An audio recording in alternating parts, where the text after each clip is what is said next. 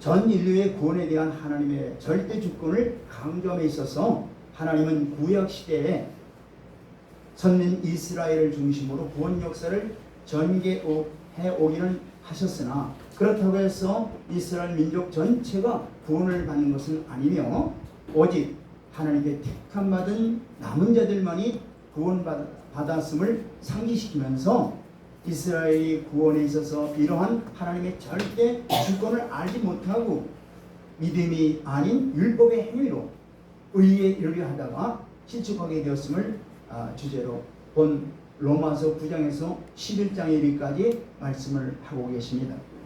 이런 로마서 말씀을 보면은 바울은 먼저 하나님의 구원의 대상은 유대인과 이방인 중에서 택함을 받은 도름받은 자들이라고 분명히 말씀하고 있습니다. 자, 그러면 오늘 본문을 통해서 구체적으로 영적 교훈을 어떤 교훈을 주시는가를 한번 함께 은혜를 나누고자 합니다. 첫째, 하나님의 구원의 은혜는 인종을 초월하고 있다는 얘기죠. 자, 본문 25절로 26절 말씀을 보겠습니다. 시작. 호세에 그래도 이르기를 내가 내 백성 아닌 자를 내 백성이라 사랑하지 아니한 자를 사랑한 자라 부르리라. 26절. 너희는 내 백성이 아니라 한 그곳에서 그들이 살아계신 하나님의 아들이라 일컬음을 받으리라 함과 같으니라. 자, 선지자 호세아는 고멜이라고 하는 부정한 아내를 통해서 2명의 아들과 1명의 딸을 낳았습니다. 하나님은 그들 중에 막내 아들의 이름을 로암이라고 짓게 하였는데 그 이름의 뜻은 뭐냐면은 내 백성이 아닌 자라는 뜻입니다. 하나님이 당시 타락한 이스라엘을 당신의 백성으로 인정치 않으심을 호세아의 아들의 이름을 통해서도 상징적으로 우리에게 가르쳐주고 있습니다. 그런데 하나님은 선민의 본질을 잃고 이스라엘 백성들을 심판치 아니하시고 다시금 내 백성이라고 부르시겠다고 말씀하고 계십니다. 그리고 바울은 이러한 그런 하나님의 국민하신 구속의 섭리를 본문에서 이방 세계 성도들에게 적용시키고 있습니다. 여러분, 이스라엘 사람들은 이방인들을 하나님의 백성으로 인정하지 않습니다. 이스라엘 백성들은 모두 아브라함의 자손의 표식인 할례를 받아야만 하나님의 백성으로 인정하는 거예요. 그래서 이스라엘 백성들은 할례를 받지 못한 이방인들은 하나님의 백성으로 인정을 안 했던 것입니다. 그래서 이방인들을 가리켜서 신약성경은 이렇게 말씀하고 있습니다. 에베소서 2장 11절 말씀 보겠습니다. 시작. 그러므로 생각하라. 너희는 그때에 육체로는 이방인이요 손으로 육체에 행한 할례를 받은 무리라 칭하는 자들로부터 할례를 받지 않은 무리라 칭함을 받은 자들이라. 아멘. 자, 할례 받지 못한 자라는 뜻은 바로 하나님의 백성으로서 택함 받지 못한 자요, 정결함을 얻지 못한 자요, 세상에 속한 자라는 것을 의미하는 거예요. 할례를 받지 못했다는 것은. 그래서 할례 받지 못한 이방인들은 하나님께 예배를 드릴 수도 없으며 또 이스라엘 백성들은 그러한 그들을 구원의 섭리에서도 소외된 자들로 이렇게 여겼던 것입니다. 그러나 하나님은 매우 파괴적인 섭리를 펴셨어요. 내가 내 백성이 아닌 자를 내 백성이라 칭하시겠다고 말씀하고 있습니다. 그 은혜로 인해서 이스라엘 백성들이 짐승으로 취급한 이방인들이었던 우리들은 하나님의 백성인 성도라고 불리게 된 거예요. 할렐루야. 그것이 온 인류가 구원받기 원하는 하나님의 본 마음이십니다. 하나님은 아브라함의 후손인 이스라엘 사람들뿐만 아니라 이스라엘만 사랑하시는 것뿐만 아니라 무할례 당이든 멸시를 받던 이방인들까지도 구원의 은총에 참여하시기를 원하시는 거예요. 그러므로 구원을 깨닫지 못하여 지금도 이방인들을 상종하기를 꺼리는 이스라엘 백성들과 같이 행동하지 말고 하나님이 그 크신 은혜와 사랑 속에 지구촌 시대에 살아가고 있는 우리들은 바로 인종을 차별하지 말고 이 복음을 전하고 서로 사랑하면서 서로 하나님의 주신 복을 나눠나기를 주의 이름으로 축원드립니다. 자, 로마서 3장 29절로 30절 말씀 보겠습니다. 지금 이 시대가 글로벌 시대죠. 우리나라에도 외국인들이 200만 명이나 지금 들어와 있어요. 이런 시대에 살고 있어요. 자, 이런 시대에 우리가 어떻게 복음을 전해야 될 것인가. 자, 로마서 3장 29절 시작. 하나님은 다만 유대인의 하나님이시냐? 또한 이방인의 하나님은 아니시냐? 진실로 이방인의 하나님도 되시느니라. 아멘. 네, 하나님은 이스라엘의 하나님만이 아니에요. 온 열방의 하나님이십니다. 아멘. 네. 30절. 할례자도 믿음으로 말미암아 또한 무할례자도 믿음으로 말미암아 의롭다 하실 하나님은 한 분이십니다. 아멘.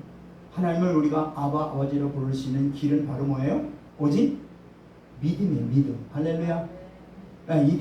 이스라엘 백성들에게도 믿음, 이방인에게도 믿음. 그 믿음을 주셔서 믿음을 통해서 우리가 하나님을 아버지라 부르고 있는 것입니다. 아멘. 네. 두 번째는 하나님의 구원의 은혜는 지옥도 초월하는 거예요. 지옥. 자, 26절 다시 볼까요? 26절 시작. 너희는 내 백성이 아니라 한 그곳에서 그들이 살아계신 하나님의 아들이라 일컬음을 받으리라 한 것 같으니라. 자, 이것은 하나님의 구원의 은혜가 지역을 초월하는 것임을 말씀하고 있는 것이죠. 그의 구약의 이스라엘 백성들은 하나님이 오직 이스라엘 국경 내에만 계시는 분으로 알고 있었던 거예요. 왜냐하면 하나님이 임재하시는 성전이 어디에 있었어요? 이스라엘의 예루살렘은 있었죠. 그렇기 때문에 그들은 오직 예루살렘, 이스라엘의 예루살렘만 하나님이 계시는 곳으로 이렇게 알고 있었던 거예요. 또한 하나님은 요한복음 4장에 나오는 사마리아 여인과 예수님과의 대화에서 보면은 이 수가성 여인이 유대인인 예수님이 자기에게 말을 건너오는 것을 그 여인이 이상하게 여겼죠. 웬 이스라엘의 유대 청년이 나에게 말을 건네오나 이렇게 이상히 여기지 않습니까? 하나님을 알지 못하고 부정한 그 죄악 속에서 행하는 이방인으로 취급한 자들이기 때문에 유대 청년이 말을 건네오는 것을 바로 이상하게 여긴 거야. 이 사마리아 여인이 자기를 상종하지 않을 줄 알았는데 상종을 하고 있거든요. 그러니까 너무나 이상한 거예요. 그러나 이스라엘 백성들이 그런 이방인들을 배척하는 생각은 하나님과 그분의 구원 섭리에 대한 절대적인 오해에서 빚어진 것입니다. 하나님이 이스라엘을 선민으로 택하시고 그곳에 자신의 인재의 상징적 처소인 성전을 두신 것은 사실이지만은 하나님은 만유에 계신 초월자 하나님이십니다. 또한 하나님의 구원 섭리는 이스라엘 내에서뿐만 아니라 이스라엘 밖에서도 인류를 위한 구원 섭리를 지금도 이루어가고 계시는 하나님이십니다. 보세요. 선지자 요나를 통해서 이방 나라 아수르의 그 니느웨를 회개시킨 일은 그 대표적인 예라 할 수 있습니다. 볼까요? 요나서 4장 10절로 11절 말씀 보겠습니다. 여기 나오는 아수르는 뭐예요? 대표적인 이방 나라예요. 그것도 제국이에요. 그 나라에도 하나님의 구원의 손길을 뻗치셨다는 얘기예요. 시작. 여호와께서 이르시되 네가 수고도 아니하였고 재배도 아니하였고 하룻밤에 있다가 하룻밤에 말라버린 이 박농포를 아꼈거든. 11절 시작. 하물며 이 큰 성읍 니느웨에는 좌우를 분별하지 못하는 자가 12만 명이요 가축도 많이 있나니 내가 어찌 아끼지 아니하겠느냐 하시니라. 아멘. 이는 일찍이 아브라함을 부르실 때 이방인을 향하여 계획하신 이방인도 너를 통해서 나올 메시아를 통해서 복을 받을 것이라고 하는 이 말씀의 성취의 한 부분이죠. 예. 아브라함을 부르실 때 창세기 12장 3절에 보면은 너를 통해서 온 인류가 복을 받을 것이라고 말씀하고 있잖아요. 그 온 인류가 바로 이방인들이에요. 이방인들이 너를 통해서 나올 메시아를 통해서 복을 받을 것이라고 이미 약속을 하신 거예요. 그 약속의 성취가 일부가 바로 뭐예요? 아수리의 길 잃어버린 영혼들을 향해서 구원의 은총을 베풀어 주는 것이 바로 실제 예가 되는 것이죠. 그래서 주님은 사실상 하나님의 구원의 은혜가 중심지가 이방 세계가 될 것을 이미 주님이 말씀하셨어요. 이스라엘이 중심이 아니라 이방 세계가 구원의 복음의 중심이 될 것을 미리 말씀하셨어요. 볼까요? 마태복음 8장 10절로 12절 말씀 보겠습니다.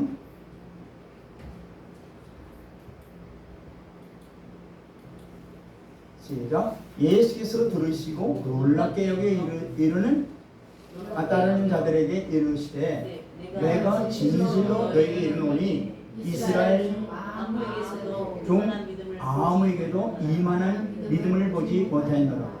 여기 지금 이스라엘 백성들하고 누구하고 비교하는 거예요? 이방인 누구? 백부장, 백부장의 지금 믿음하고 비교하는 거잖아요. 이방인을 말하는 거예요. 이방인이 지금 뭐보다 이스라엘 족속들보다 믿음이 아주 크다고 칭찬하시는 거예요. 지금 주님이 11절 시작. 또 너희에게 이르노니 동서로부터 많은 사람이 이르러 아브라함과 이삭과 야곱과 함께 천국에 있으려니와 동서로부터 많은 영혼들이 어떻게 이스라엘의 조성인 아브라함과 이삭과 야곱과 함께 천국에 있으려니와 12절 시작. 그 나라의 온 자손들은 바깥 어두운 데 쫓겨나 거기서 울며 이를 알게 되리라. 뭐예요? 그러니까 이제 이 이방인이 이 복음의 중심지가 된다는 것을 말씀하고 있는 겁니다. 실로 하나님의 구원의 은혜는 복음이 예루살렘과 유다와 사마리아와 안디옥을 거쳐서 유럽인 마게도니아 또 유럽에서 어디요? 미국에서 한국 땅까지 이 복음이 전파된 거예요. 이스라엘이 상상도 하지 못할 이방 지역의 사람들이 하나님은 당신의 자녀로 삼아주셨다는 거 이스라엘 백성들은 상상도 못하는 거예요. 바로. 성도 여러분, 이처럼 하나님의 구원의 은혜는 지역을 초월해서 역사하고 계십니다. 그러므로 우리 성도들은 이 편협한 지역 감정 또 편협한 그런 지역의 편견을 다 버려야 될 것입니다. 이쪽은 땅덩어리에서 무슨 뭐 아랫역 무슨 왼쪽 무슨 뭐 이런 이 지역적으로 가르는 것 이 기독교 안에서는 절대 있어서는 안 돼요. 자, 그래서 에베소 2장 16절 19절에 이렇게 말씀하십니다. 에베소 2장 6절 19절. 자, 시작. 또 십자가로 이 둘을 한 몸으로 하나님과 화목하게 하려 하시니라. 원수된 것을 십자가로 소멸하시고 십자가로 이 둘을 한 몸이 이 둘이라고 하는 게 바로 뭐예요? 이방인과 유대인들 이스라엘이죠. 이 둘을 십자가로 하나가 되게 하기 위해서 하나님께서 그 아들 예수 그리스도를 십자가에 달리게 하셨다는 얘기예요. 17절 시작. 또 오셔서 먼 데 있는 너에게 평안을 전하시고 가까운 데 있는 자들에게 평안을 전하셨으니 그러니까 먼 데 가까운 데 다 마찬가지죠. 이방인과 이스라엘 다 마찬가지. 그들에게 뭘 전하셨다는 얘기예요? 평안을 전해 주신 거예요. 너에게 평안이 있을지어다. 이 이스라엘에만 주신 게 아니라 이방인 모두에게도 다 주신 말씀이에요. 자, 18절. 이는 그로 말미암아 우리 둘이 한 성령 안에서 아버지께 나아감을 얻게 하려 하심이라. 이제 하나님은 오직 하나로 하나님께 나오기를 원하시는 거죠. 이방인이나 유대인이나 다 뭐예요? 한 성령 안에서 한 마음 한 뜻이 되어 아버지께 나오기를 원하시는 거예요. 아멘. 네, 19절.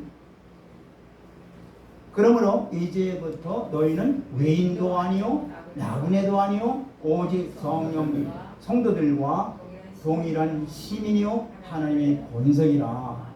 아멘. 자, 우리가 이 복음의 은혜를 받았으면은 이 편협하게 내 식구, 내 가족, 내 딸, 내 이거가 아니고 정말로 이 편협하게 우리가 이 복음은요 온 인류가 구원받기를 위해서 그 아들 예수 그리스도를 십자가에 내주신 거예요. 아멘. 그렇기 때문에 우리는 이 마음의 문을 활짝 열고 이 편협한 마음들을 다 깨뜨리고 전 세계를 향하여 온 인류를 향하여 이 복음을 외치며 이 복음대로 살아가는 저와 여러분들이 되어야 될 줄 믿습니다. 아멘. 네. 세 번째, 번성할수록 범죄 유혹을 경계하라고 교훈하고 있어요. 번성할수록 범죄 유혹을 경계하라. 자, 27절 말씀 볼까요? 시작. 또 이사야가 이스라엘에 관하여 외치되 이스라엘 자손들의 수가 비록 바다의 모래 같을지라도 남은 자만 구원을 받으리니. 아멘. 자, 이 말씀은 이사야서 10장 21절로 22절의 말씀을 인용한 겁니다. 이거 매우 중요한 거예요. 이 말씀이. 자, 이스라엘 자손의 수가 바다의 모래 같다 하는 이 말씀은 무슨 뜻일까요? 바다의 모래를 계산할 수 있어요? 과정법이죠, 사실. 그만큼 어떻게 돼요? 이스라엘의 수가 많다는 얘기죠. 이것은 아주 굉장히 중요한 말씀이에요. 왜냐하면 단순히 숫자적으로 번성하는 것만을 의미하는 게 아니에요. 아브라함과 이삭과 야곱인 이스라엘 족장들에게 주셨던 하나님의 약속의 말씀이 어떻게 해요? 성취됐다는 말씀이에요. 볼까요? 창세기 15장 5절 그 중에 아브라함에게 약속한 말씀을 보세요. 물론 이삭과 야곱에게도 동일한 말씀들을 약속하셨어요. 자, 시작. 그를 이끌고 밖으로 나아가 이르시되 하늘을 우러러 무뼈를 셀 수 있나 보라. 또 그에게 이르시되 네 자손이 이와 같으니라. 아멘. 아브라함을 지금 이끌고 바깥으로 나가잖아요. 근데 하나님이 먼저 약속해요. 뭐냐면은 이와 같이 자손이 네를 통해서 나올 자손이 하늘에 뭐예요? 무별같이 많을 것이다. 그게 실제로 보여주시는 거예요. 그 무별을. 아직은 이스라엘 백성들이 아직 태어나지 않았죠.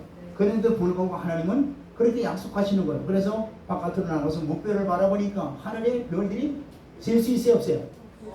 없을 정도로 저렇게 너를 통해서 나올 이스라엘 백성들이 저렇게 많을 것이다 라고 약속을 합니다.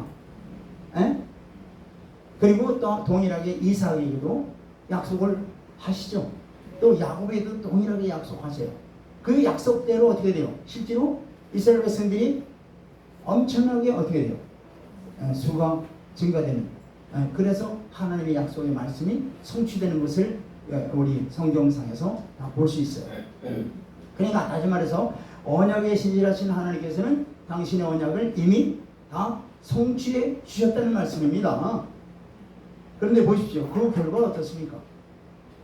그 결과가 어떠냐면 이 본절에서 인용한 바로 이사야 10장 22절의 말씀을 한번 보겠습니다. 자, 그러면 그 성취대로 됐는데 그 결과가 어떠냐는 얘기예요. 자, 이사야 10장 22절 말씀 보겠습니다. 시작. 이스라엘이여 네 백성이 바다의 모래 같을지라도 남은 자만 돌아오리니 넘치는 공의로 파멸이 작정되었습니다. 이 뒤에 말씀이 아주 중요한 말씀이에요. 자, 실제로 실제로 그들이 다 어떻게 돼요? 숫자적으로도 엄청나게 어떻게 해요? 그들이 하나님의 축복을 받았죠. 그런데 뒤에 뭐라고 그래요? 넘치는 공의로 파멸이 작정되었다고 말씀하세요. 이게 무슨 뜻이에요? 공의로 인한 파멸이 작정되었다. 이게 무슨 뜻이에요? 이거는 당시 이스라엘의 번영과 함께 그들이 얼마나 타락해 있고 또 범죄에 빠질 것을 미리 벌써 이미 알고 계시는 거예요.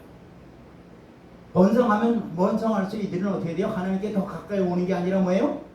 하나님께 더 멀어지고 우상 숭배하고 이걸 벌써 이미 하나님이 아시는 거예요. 그렇습니다. 여러분, 바로 이거예요.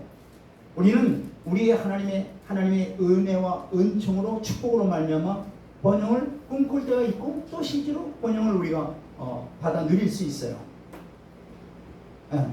고생 끝에 이제는 됐구나, 행복이 시작할 수 있는 거예요. 물론 좋은 생각이죠. 당연히 그래야 될 것이고, 그것을 위해서 하나님께서 우리에게 번성과 번영을 주시는 거 아니겠습니까? 하지만은 성경을 통해서 이스라엘 역사를 우리가 배워야 된다는 얘기예요. 자, 뭘까요? 자, 번영과 번영이 있을 때 이스라엘이 항상 행복했습니까? 아니에요. 그렇지 않다는 걸 우리가 성경을 통해서 배워야 된다는 얘기예요. 오히려 하나님의 심판과 회멸을 경험했던 것을 우리는 이 성경을 통해서 확인할 수 있어요. 자, 보세요. 노아 홍수 때를 보세요. 노아 홍수 때 보면은 하나님의 홍수의 심판은 언제 시작됐어요? 언제 시작됐어요? 사람이 땅 위에서 번성하기 시작할 때에 심판이 시작되다고 말씀하고 있는 거예요. 번성하기 시작할 때. 또 북이스라엘의 역사도 마찬가지예요. 그들이 번성할 때에 하나님은 그들에 대한 심판을 계획을 하고 계셨어요. 여러분, 마치 이게 공식처럼 원리처럼 왜 이런 결과가 오느냐는 얘기예요. 번성하면 꼭 이렇게 타락이 왜 오느냐, 이게 굉장히 중요한 거예요. 이것은 이스라엘 백성들에게만 본을 통해서만 우리가 배울 게 아니라 우리의 삶을 통해서도 확실하게 우리가 배워야 되는 거예요. 그것은 바로 번성의 때가 올 때 범죄, 방탕과 타락과 교만의 유혹도 함께 따라온다는 것을 우리가 알아야 돼요. 물론 자신이 번성하지 않을 때는 그것은 상상도 못해요. 지금 쪼들리고 있는데 무슨 그런 생각해요. 그러나 우리가 하나님의 축복을 받아 번성할 때에 이것이 반드시 따라온다는 것을 우리가 성경을 통해서 알아야 된다는 얘기예요. 보십시오. 사단은 우리의 시련을 통해서 공격하지 않습니다. 우리가 시련을 받을 때 공격하지 않아요. 절대. 사탄이 언제 공격해요? 우리가 평안할 때, 우리가 잘 될 때, 이때 반드시 사탄이 공격하게 돼 있어요. 우리에게 축복을 주시고 번성과 번영을 누릴 때에 바로 이런 기회에 사탄은 끊임없이 공격하는 거예요. 여러분들, 우리도 보세요. 지금 코로나19가 얼마나 전 세계적으로 팬데믹을 이루었었습니까? 3년 동안 엄청난 고난을 받았죠. 그때는 마귀가 공격 안 해요. 근데 지금 이제 그것이 다 풀렸다 생각하고 이제는 됐다 하면서 심지어는 우리나라가 G2에 이제 정상에 오르겠다 하면서 얼마나 G2가 뭡니까? 전 세계 2등이 되는 거예요. 거기까지 가겠다고 얼마나 지금 어떻게 돼요? 하나님이 여러모로 축복을 주시는 거예요. 그런데 여기서 우리가 알아야 될 것은 하나님이 이렇게 축복해 주실 때 반드시 따라오는 게 뭐예요? 이런 어려움이 따라온다는 것을 알아야 돼요. 시험이 따라온다는 것을 알아야 돼요. 이스라엘 통해서 역사를 통해서 반드시 알아야 되는 거예요. 보세요. 이스라엘 보세요. 호세아서 10장 1절로 2절 보세요. 호세아서 10장 1절로 2절 말씀 보겠습니다. 자, 시작. 이스라엘은 열매 맺는 무성한 포도나무라. 그 열매가 많을수록 재단을 많게 하며 그 땅이 번영할수록 주상을 아름답게 하도다. 이스라엘에게 하나님이 축복을 주면 줄수록 그들이 뭘 갖다 번성하게 한다고요? 죄를 쌓는데 번성한다는 게, 재단을 쌓는다는 것은 바로 우상을 숭배하기 위해서 재단을 쌓는 거지 하나님을 위해서 재단을 쌓는 게 말하는 게 아니에요. 지금 열매가 많으면 많을수록 제단을 많이 쌓아가지고 하나님을 노엽게 분노하게 하신다는 얘기예요 지금. 자 2절 말씀드렸습니다. 그들이 두 마음을 품었으니 이제 벌을 받을 것이라. 하나님이 그 제단을 쳐서 깨뜨리시며 그 주상을 허시리라. 아멘. 하나님이 그냥 내버려 두십니까? 아니에요. 반드시 심판을 행하십니다. 그래서 에레미야 선지자는 이스라엘 백성들이 정말로 하나님의 큰 죄악을 두 가지를 범했다고 그러죠. 볼까요? 자, 에레미야서 2장 13절 말씀 보겠습니다. 시작. 내 백성이 두 가지 악을 행하였으니 곧 그들이 생수의 근원되는 나를 버린 것과 스올과 웅덩이를 파는 것인데 그것은 그 물을 가두지 못할 터진 웅덩이이니라. 아멘. 그러니까 근본적으로 이들이 하나님을 버렸어요. 두 번째는 뭐예요? 이 터진 웅덩이를 팠다는 건 뭐냐면 우상 숭배를 했다는 얘기예요. 이것이 바로 오늘 우리 모두에게도 동일하게 적용되는 말씀이에요. 이제 살만하게 이제 하나님께서 여러모로 축복을 주셔요. 그런데 그 축복을 바로 이스라엘과 같이 단을 쌓는 제단을 쌓는데 풍성하지 말고 편안하지 말고 결국은 다 무너뜨리는 거예요. 하나님께서. 이제 우리는 정말로 이제 하나님께서 기회를 주신 이 기회에 우리는 하나님을 더욱 잘 섬기고 하나님의 뜻을 향하는 그러한 모범된 하나님의 자녀들이 되길 주의 이름으로 축원드립니다. 그걸 성경을 통해서 우리에게 깨우쳐주시는 거예요. 네 번째, 불의한 자에 대한 하나님의 심판의 섭리는 완전히 이루어진다는 얘기예요. 다시 한번 28절 볼까요?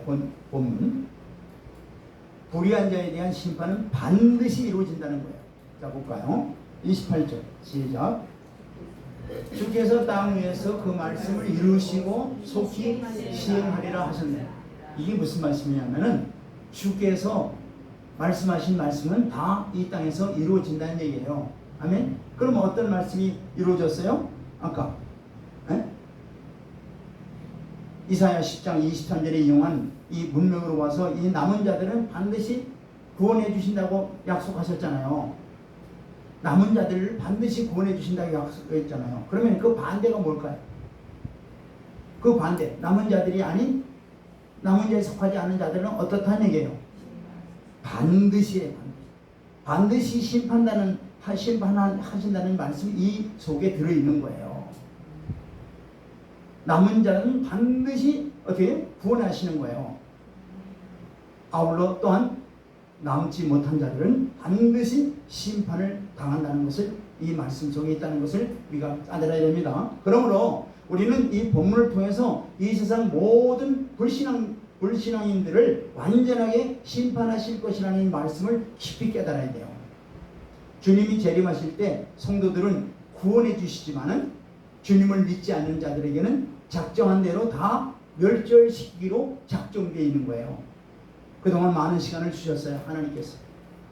그럼에도 불구하고 하나님의 말씀에 마이 동풍식으로 말씀을 무시하고 마귀의 유혹과 자기 뜻대로 살아온 모든 자들에게 하나님의 심판이 불로 임하게 될 줄 믿습니다. 보세요. 28장 이사야 28장 22절 말씀 보세요.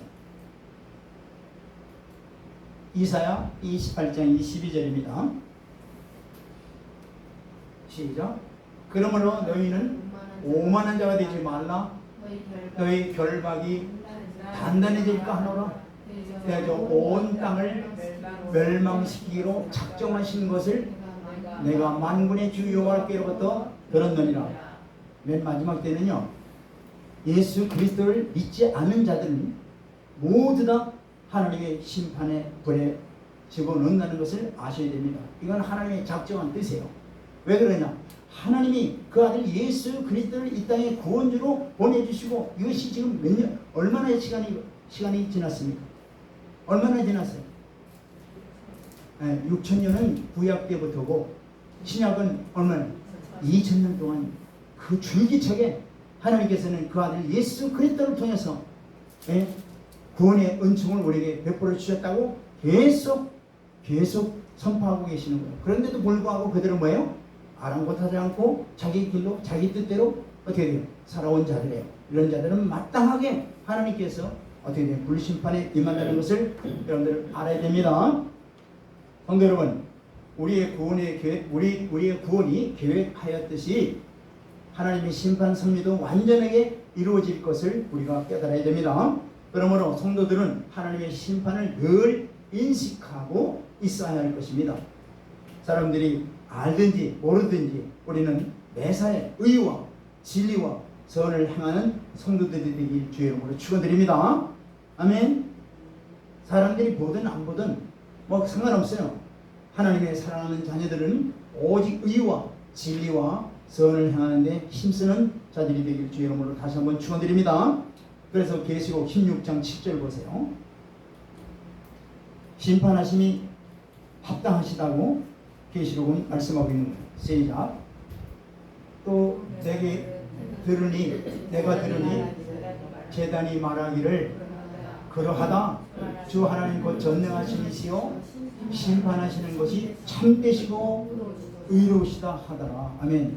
마지막 날에 하나님의 심판하심이 이게 옳고 옳습니다라고 어떻게요? 계시록은 말씀하고 있는 거예요. 어떻게 하나님이 이럴 수 있느냐? 아니에요. 하나님께서는 많은 기회를 놔주시고 또 이미 미리 약속하시는데 또 불구하고 어떻게 해요? 외면하고 듣지 않고 순종하지 않는 자들에게 이러한 심판이 행하시는 것을 마땅하다라고 성경은 말씀하고 있는 거예요.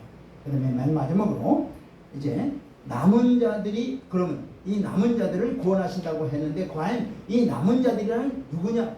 누구를 말하느냐? 이걸 이 시간에 우리가 함께 깨닫고 은혜를 받는 시간 되길 바랍니다. 남은 자가 구원을 받는다 그랬죠? 그러면 남은 자가 누구냐 이 말이에요. 자, 27절 말씀 보겠습니다. 이 시간 이 남은 자가 정말 내가 남은 자에 속하는 것인지 아니면 내가 남은 자가 아닌지 이걸 아주 확실하게 여러분들 깨달으시길 바랍니다. 만약에 남은 자가 되지 않았다면 내가 남은 자가 되기를 여러분들 노력해야 될 것입니다. 자, 시작. 또 이사야가 이스라엘에 관하여 외치되 이스라엘 자손들의 수가 비록 바다의 모래 같을지라도 남은 자만 구원을 받으리니 아무리 숫자적으로 이스라엘 백성들의 숫자가 약속하신 대로 모래같이 많다 할지라도 아니 오늘날도 많은 예수를 믿는다고 하는 숫자가 그야말로 1200만 아니면 20억이라 할지라도 바로 이거예요.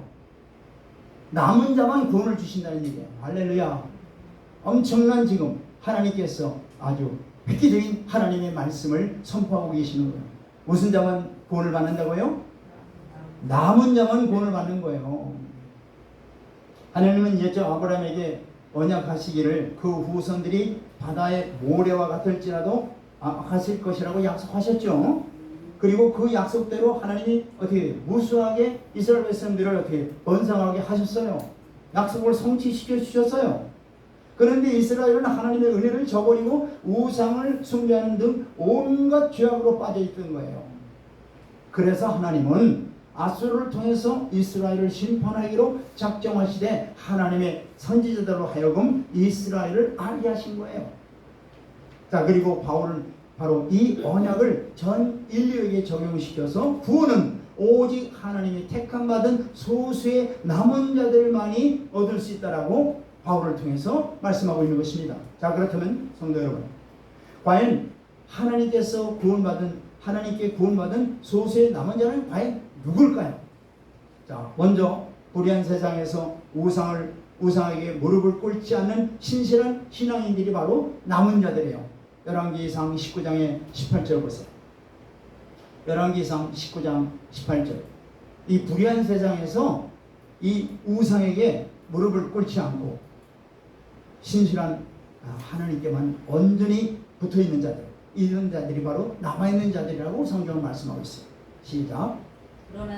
그러나 내가 이스라엘 가운데 7,000명을 남기리니 바다 바알에게 무릎을 꿇지 아니하고 바알에게 입맞추지 아니하는 오직 신실하게 오직 하나님께 붙어있는 자들이에요. 할렐루야. 이런 자들이 남은 자들이에요. 또한 온갖 고난과 환난을 이기고 살아남은 자들이 또한 남은 자들이에요. 볼까요? 이사야 37장 31절로 32절 말씀 보겠습니다. 온갖 환난과 고난 가운데서도 바로 이것을 이기고 하나님께 붙어있는 자들, 이런 자들이 바로 남아있는 자들이에요. 시작. 유다 족속 중에 피하여 남은 자는 다시 아래로 꼬리를 박고 위로 열매를 맺으니, 남은 자들이 이렇게 이제 어떻게 번성한다는 얘기예요. 남은 자들이 산다는 얘기예요. 자, 32절 시작. 이는 남은 자가 에루살렘에서 나오며 피하는 자가 시온산에서 나올 것이니라. 만군의 여호와의 열심히 이를 이루시리라. 남은 자는 구원을 반드시 이루시겠다고 하나님께서 약속하시는 거예요. 그리고 세상과 동화되지 않고 거룩한 신앙을 지킨 자들이 또한 남은 자들이에요. 세상과 동화하지 않고 어떻게 해요? 오직 하나님께만 붙어있는 자들, 오직 예수 그리스도께 붙어있는 자들, 이들이 바로 남은 자들이에요. 할렐루야. 네, 여러분 성경을 살펴보면은 우리의 그 성경의 역사에서, 우리는 성경의 역사에서 언제나 남은 자들만 구원을 받는 것을 볼 수 있어요. 성경을 가만히 보세요. 남은 자들만 다 구원시키는 거예요. 노아의 홍수 심판 때에도 하나님의 말씀에 순종하여 방주에 들어간 노아의 8 식구들만, 그죠? 말씀에 순종한 자들만 어떻게 돼요? 구원을 얻는 거예요. 또 하나님의 소돔과 고모라를 심판하실 때 의를 지킨 롯만이 구원을 얻었다고 분명히 말씀하고 있죠. 뭘 지킨 자? 의를 지킨 자. 롯. 예. 또 출애굽할 때 1세대 중에서 오직 하나님의 약속과 권능을 믿고 순종한 누구? 여호수아 갈렙만이 가나안 땅에 들어가는 구원을 받게 되잖아요. 또 이스라엘 왕국 시대에도 신앙의 정죄를 지킨 바알에게 무릎 꿇지 않은, 아까 조금 전에 7,000명 다 뭐예요? 다 구원 얻은 자들이에요. 또 예수님의 공생애 때 예수 그리스도를 메시아로 모시고 영접한 뭐예요? 소수들만이 구원을 받은 거예요. 예. 사도 시대에도 보세요. 사도들이 전하는 이 복음의 진리를 믿는 사람들만이 구원을 받은 거예요. 할렐루야. 오직 예수 그리스도만을 믿고 거기에 붙어있는 자들만이 구원을 받게 되는 거예요. 그래서 이 남은 자들의 의미는 뭐냐? 이스라엘이 바벨론의 포로에서 돌아와서 이스라엘을 재건한 귀한 자들을 의미하는 것이 아니라 주님을 영접한 유대인의 적은 무리와 모든 예수 그리스도를 믿는 모든 자들이 합한 이 자들이 바로 뭐냐? 남은 자들이에요. 그래서 AD 70년대부터 즉 로마 통치 시대부터 세워진 이 교회는 바로 뭐예요? 이방인과 유대인들로 구성된 것이 바로 이 교회예요. 지금 그 이방인들은 수많은 사람들 중에서 소수였고 하나님께서 그의 구원의 역사를 위해서 남겨준 자들이다 이 말이에요. 그래서 하나님께서는 그러한 씨를 남겨두지 아니했다라면 우리가 벌써 소돔과 같이 되었고 고모라 같이 되었을 것이라고 본문에서도 말씀하고 있죠. 그러한 씨는 의로운 자요, 이 세상 백성들과는 완전히 다른 자들이에요. 구별된 자들이에요. 자, 그들은 처음에는 겨자씨 하나만큼 아주 좋고 누룩같이 아주 미세하죠. 그러나 하나님께서는 점점 강하게 역사하셔서 오늘날 이르기까지 우주적인 교회가 된 것입니다. 이들이 남은 자들이다 이 말이에요. 그러므로 남은 자들이라고 하는 것은 하나님께서 택하신 선민 이스라엘 중에서 또 이방인 중에서 택하신 자들을 바로 남은 자들이라고 하는 거예요. 그래서 주님께서도 청함을 받은 자들은 많지만은 택함 받은 자들은 적다고 말씀하시는 거예요. 성도 여러분, 결국 남은 자라고 하는 것은 하나님의 은혜를 힘입어 끝까지 그 신앙의 정죄를 지킨 신앙의 승리자들을 가리키는 겁니다. 그러나 주님은 분명히 말씀하고 계십니다. 우리가 사는 이 시대에도 구약시대와 같이 남은 자들이 적다고 말씀하고 계십니다. 교회에 출석해서 예배도 참석한다고 해서 이분들이 다 구원받은 자들입니까? 아니에요. 이들이 남은 자들입니까? 아니에요. 이 땅에서 하나님께서 맡기신 사명과 하나님의 말씀을 지키기 위해서 온갖 환난과 어려운 가운데서도 이를 극복하여 최후의 승리를 정치한 자들이 바로 진정한 남은 자들입니다. 에? 남은 자들은 그럼 뭐가 따라요? 반드시 고난이 따르게 돼 있어요.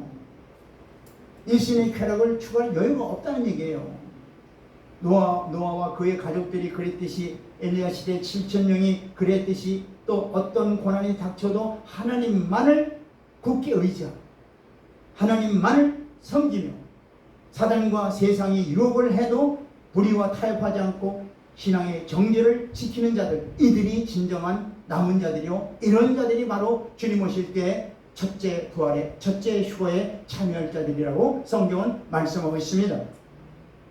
진실한 그리스도인들은 하나님만을 의지하기 때문에 미래에 대한 희망을 갖고 살아갑시다. 결코 운명론적인 삶을 살지 않고 오직 예수 그리스도 더불어 고난 속에서 인내하면서 살아가길 주의 이름으로 축원드립니다. 그 이유가 뭐냐? 우리가 사는 이 세상을 벗어나면은 영원한 하나님 나라가, 즉 천년왕국이 우리를 기다리고 있는 거예요. 확실한 이러한 소망이 우리에게 주어진 거예요. 약속이 주어졌습니다. 이렇듯 과거를 생각하며 울지 말고 현재 좌절하지도 말고 오로지 찬란한 영광이 기다리고 있는 그날을 바라보면서 살아가는 저와 여러분들이 진정한 남은 자들인 것입니다. 하나님은 오직 이런 남은 자들을 통해서 구원의 역사를 이루어 가시는 거예요. 그러므로 우리 모든 남은 자들이 되기를 노력하기를 주의 이름으로 축원합니다. 세태가 아무리 변하고 환난과 핍박이 아무리 와도 사단의 달콤한 유혹이 와도 오직 예수 그리스도 안에서 하나님께서 주신 믿음의 방패를 가지고 끝까지 주님을 붙들고 끝까지 주님 안에서 순종하는 삶을 살기 주의 이름으로 축원드립니다. 이러한 하나님의 뜻대로 행하는 자들만이 주님 오실 때 주님이 우리를 들려주시는 거예요. 휴거시켜 주시는 거예요. 다 같이 말씀 하나 보고 마치겠습니다. 마태복음 24장 40절로 41절 말씀 보겠습니다. 마태복음 24장 40절 41절 시작. 이때 두 사람이 밭에 있으면 한 사람은 데려가고 한 사람은 버려둠을 당할 것이고. 자, 그러면 어떤 사람은 데려가고 어떤 사람은 버려둠을 당할까요? 지금 오늘 말씀 가운데 어떤 사람이 하나님께 들림을 받을까요? 남은 자들 오직 예수께 붙어있는 자들, 할렐루야, 이런 자들을 주님 오실 때 어디에? 휴거시켜 주시는 거예요. 남은 자들은 뭐예요? 남은 자들은 어떻게 돼요? 여기 보다시피 남은 자들은, 자 보세요, 이 말이 그렇지 대환란에 들어가는 거예요. 대환란은 엄청난 환란입니다. 역사 이후로 이런 환란이 없다고 말씀하고 계세요. 이 환란, 여러분들 환란에 한번 들어가 보세요. 그렇기 때문에 성경은 이 환란에 들어가지 말고 첫째 부활에 참여 안 하고 성경은 미리 말씀하시는 거예요. 할렐루야. 우리 신앙생활을 어떻게 해야 되느냐? 남은 자에 속하는 자들이 되어야 된다는 거예요. 그래서 성경은 바로 미리 다 이미 앞으로 되어질 일들에 대해서 미리 말씀하시는 이유가 바로 뭐예요? 너희는 이런 환란에 들어가지 말라는 거예요. 첫째 부활에 참여하라는 거예요. 첫째 부활에 참여하기 위해서는 어떻게 돼요? 우리가 온전히 예수 그리스도 안에 들어가야 되는 거예요. 예수 그리스도와 연합한 자가 되어야 되는 거예요. 주께서 무슨 말씀하시든지 그 말씀대로 순종해 나가야 되는 거예요. 할렐루야. 이것이 이런 자들을 구원해 주시고 이런 자들이 바로 휴거가 되면서 그날에 들어가는 거예요. 이것이 바로 진정한 구원인 거예요. 여러분들, 구원이라는 것이 단순히 예수 믿어서 너 예수 믿었다고 고백한다고 해서 너 구원 받았다, 이게 구원이 아니에요. 이 구원은 뭐냐면, 진정한 구원은 뭐냐면 우리가 어때요? 이 썩은 몸이 어때요? 영원한 몸으로 바뀌는 거예요. 죽은 몸이 살아나는 거예요. 그래서 부활의 몸으로 주님과 함께 영원히 함께하는, 이게 진짜 구원이다 이 말이에요. This is salvation in Jesus Christ. 할렐루야. 이것이 진정한 구원이에요. 그래서 우리가 날마다 주님이 말씀하시기를 구원을 날마다 이루어 가라고 말씀하시는 거예요. 우리 거칠게 신앙생활하지 맙시다. 진정으로 우리가 주님 안에서 주님의 말씀하시는 말씀 안에 온전히 순종하면서 주의 뜻을 이뤄나가는 복된 하나님의 자녀들이 되길 주 이름으로 축원드립니다.